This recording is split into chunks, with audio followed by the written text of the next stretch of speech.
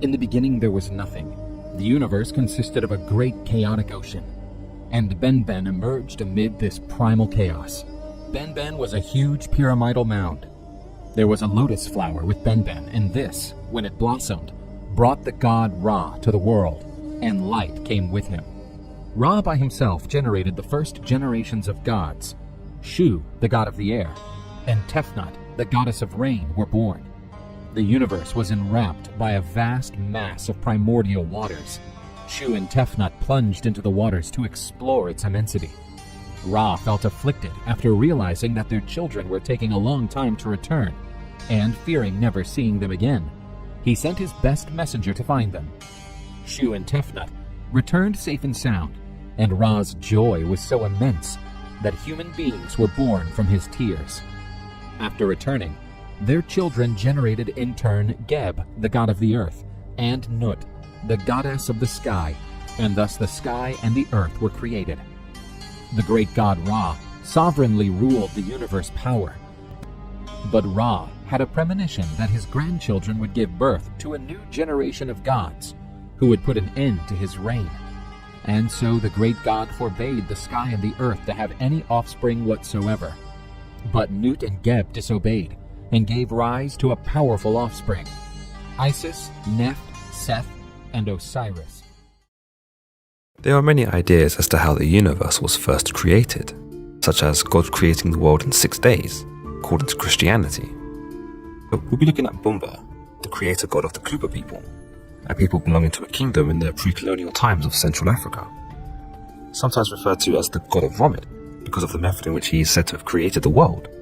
Bumba, or Mbombo as he is sometimes known, is featured in both religion and mythology of the Kuba people. Once there was a general sense of peace on Earth, Bumba decided he would leave it up to mankind to do with as they pleased. He receded into the heavens, leaving one of his first human creations, Lokoyima, to rule in his stead as god upon Earth.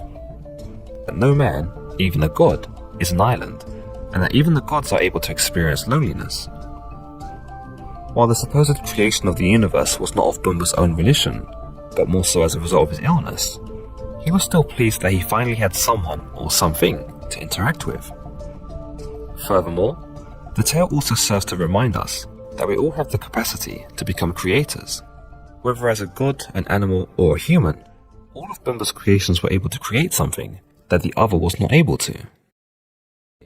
The tale also suggests that creationism and evolution go hand in hand.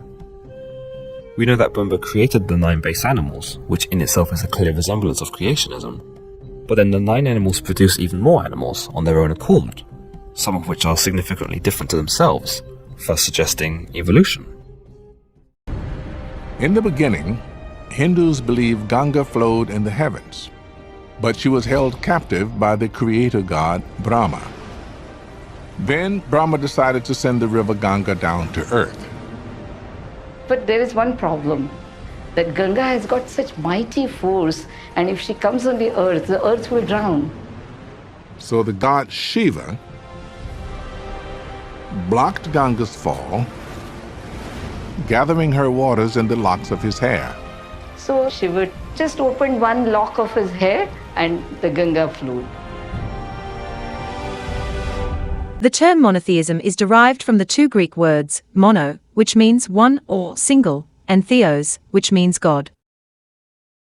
Etymologically speaking, therefore, monotheism means one God or single God.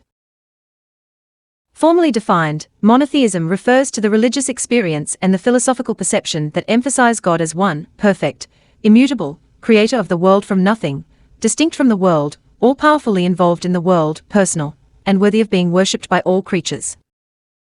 Monotheism best describes the idea of God in Judaism, Christianity, and Islam, and in the philosophical systems based on these traditions.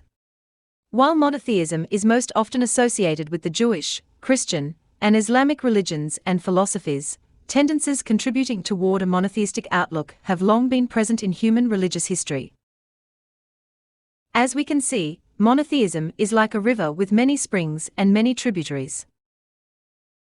The course of the river is difficult to map, for monotheistic beliefs are often put forward in protest against other beliefs and practices. The Torah, or Hebrew Bible, which was created between the 13th century and 4th century BC, is the source of Judaism, and in turn provided the basis for the Christian and Islamic religions. Jews, Christians, and Muslims would probably all agree that God is an eternally existent being that exists apart from space and time, who is the creator of the universe, and is omnipotent, omniscient, omnibenevolent, and possibly omnipresent. The religions, however, differ in the details. For example, Christians would further affirm that there are three aspects to God, namely, the Father, the Son, and the Holy Spirit.